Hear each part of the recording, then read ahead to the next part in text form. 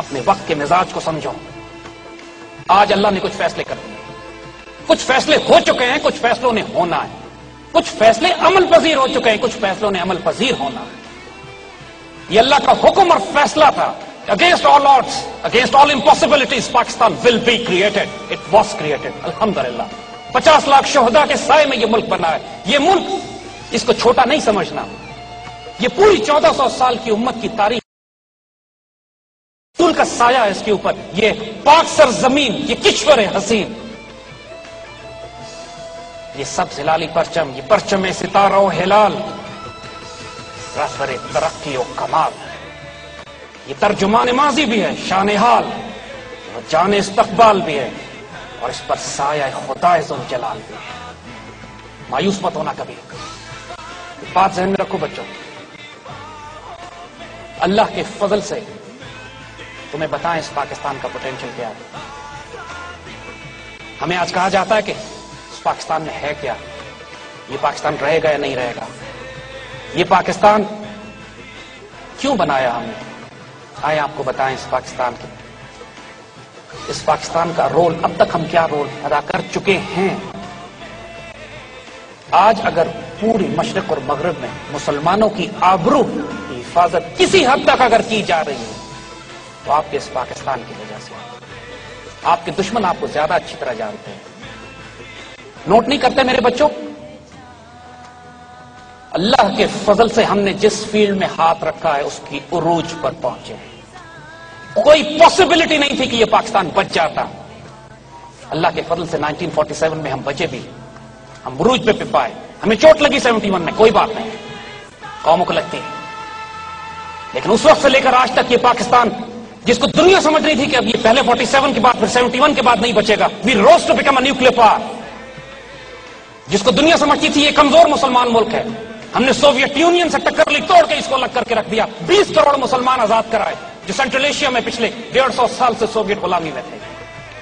Pakistan air force is the only air force in the world جس نے بیک وقت انڈین اینڈ اسرائیلی ایئر کرافٹ کو ایئر ٹو ایئر کمبیٹ میں مار کے گرایا ہوا ہے. They are scared of us, they terrorised of اس.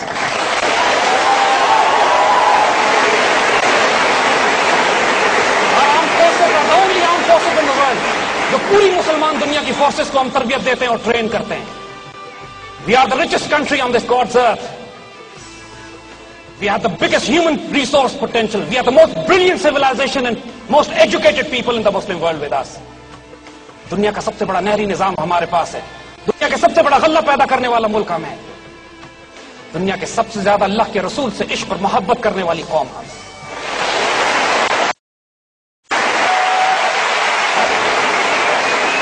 آپ خوش نصیب ہو کہ now the responsibility has been thrown at you. اب کون اس کو ضائع کرتا ہے, کون خوش نصیب ہوتا ہے, یہ اپنے اپنے نصیب ہیں. اگر آج پاکستان بیچ میں سے آپ نکال دیں, اللہ نہ کرے, تو پھر پورے خطے میں, ایشیا میں کوئی اور چھوٹا ملک بھی نہیں بچے گا. نہ بھوٹان بچے گا, نہ نیپال بچے گا, نہ بنگلہ دیش بچے گا, نہ سری لنکا بچے گا. It is Pakistan which is holding this entire region together. آپ دیکھتے نہیں ہیں what kind of amazing nation we are. جب پورے ملک میں سوسائڈ بامبنگز ہو رہی تھی, پورا ملک ڈپریشن اور مایوسی کا شکار تھا, اللہ کی طرف سے ایک حیرت انگیز سائن آتا ہے, out of nowhere we became the T20 world champion.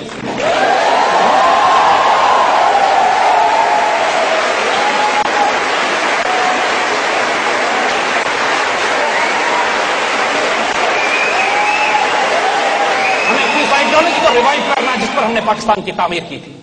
آئیں بتائیں آپ کو کہ صرف یہ مدینہ ثانی نہیں ہے, ایک حیرت انگیز راز اللہ تعالیٰ کا کہ یہ معجزہ, یہ ملک جو 27 رمضان کو بنا ہے, جو جمعۃ المبارک کو بنایا گیا ہے, جو سایہ خدا ذوالجلال میں ہے. آئیے اس کی ایک حیرت انگیز ڈائمنشن آپ کو اور بتائیں. لفظ پاکستان یہ اللہ کی طرف سے دیا ہوا ہے, اور یہ نہیں کی, یہ تو ہندو اخباروں نے چھاپنا شروع کر دیا کہ مسلمان پاکستان مانتے ہیں. تو قائد اعظم نے اس پہ اسٹیٹمنٹ دیا کہ ہم کانگریس کے شکر گزار ہیں کہ they have given us a word now. Because this word had to come for a reason. I'll tell you the reason now. اور ہم پھر یہ کہیں گے, ذرا دل تھام کے سنیے گا. Word Pakistan consists of two words, Persian words. Pakistan کا تو قومی ترانہ بھی فارسی میں. پاکستان, پاک اینڈ استان. استان فارسی زبان میں کہتے ہیں ٹیریٹری، لینڈ، شہر، علاقہ. Turkmenistan, Afghanistan, Tajikistan, Uzbekistan, Kazakhstan, جہاں پہ قازق، ازبک، تارک، ترکمان، افغان رہتے ہیں. استان، عربی میں استان کے لیے جو لفظ استعمال ہوتا ہے از مدینہ، سٹی. اور پاک، پاکستان کا جو پہلا لفظ ہے، بچپن میں ہمیں سکھایا پڑھایا گیا، پہلا کلمہ طیب، طیب مانے پاک. The word Pakistan in Arabic is directly translated as Madina طیبہ.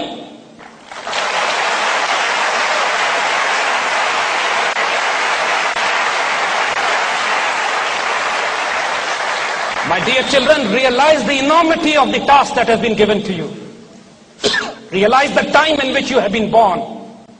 اب ہم آپ کو وہی بات دوبارہ رپیٹ کرتے ہیں. خوش نصیب ہو کے اس دور میں پیدا ہوئے. خوش نصیب ہو کے اللہ تعالیٰ نے اپنی تقدیر اب تمہارے حوالے کرنی. تمہاری تقدیر اس کی تقدیر بنے گی. تمہاری رضا سے وہ لکھے گا کہ کیا کرنا چاہتے ہیں. لیکن شرط اس کی ایک دے دی ہے اس نے کہ محمد سے وفا تمہیں تم دے رہے.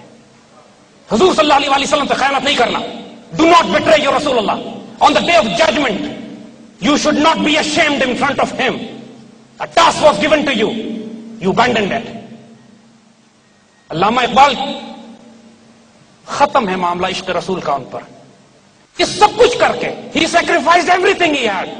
And still, ایک شعر جب وہ اپنا کہتے ہیں جس کے اوپر امت مسلمہ کی تاریخ میں ایسا کوئی شعر نہیں کہا گیا، کہ جب آخر میں حضور صلی اللہ علیہ وسلم کو مخاطب کر کے فرماتے ہیں وہ جو سب کچھ کر چکا ہے اس کا حال دیکھیے کیا ہے. مخاطب کر کے کہتے ہیں اللہ تعالیٰ کو تو غنی از دو عالم من فقیر. مالک آپ دو جہانوں کے غنی ہیں، بادشاہ ہے، کائنات کے مالک ہے، میں فقیر. روز محشر روز رہائے من پذیر، قیامت کے روز میری ایک درخواست مان لیجیے گا. آپ دو جہانوں کے مالک ہیں، میں فقیر ہوں، صرف ایک درخواست کرتا ہوں آپ سے، ایک دعا کرتا ہوں، قیامت کے روز میری ایک درخواست مان لیجیے گا.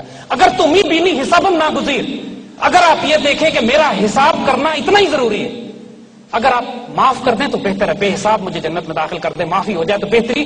لیکن اگر آپ یہ دیکھتے ہیں اگر تم ہی بینی حسابم ناگزیر از نگاہ مصطفیٰ اورا پنہا بگیر، میرا حساب رسول اللہ سے چھپا کے لیجیے گا. ان کی نگاہوں کے سامنے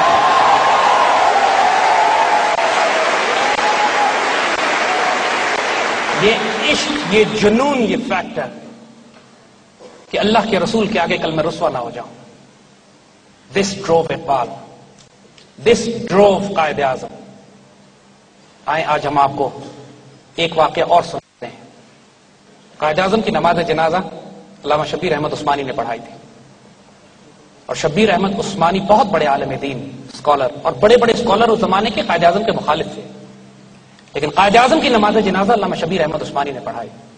اور جن صاحب نے ان سے براہ راست کی بات سنی ہے ہم نے ان سے سنی، اور ہم نے ویڈیو ریکارڈ بھی کر لی ہے آنے والی نسلوں کے لیے.